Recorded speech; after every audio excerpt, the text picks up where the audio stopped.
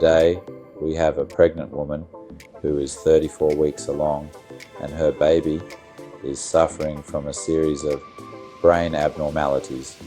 Today, we want to use guided ultrasound to place coils in these brain abnormalities and reduce the flow in these muscles so that after birth this baby doesn't easily suffer from strokes due to high cerebral blood flow.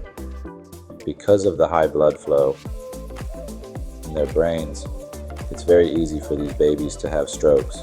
Professors of perinatology and the radiology, we hope to be able to provide more support for our colleagues and carry out a series of surgical procedures, as well as both therapeutic and surgical interventions for these patients.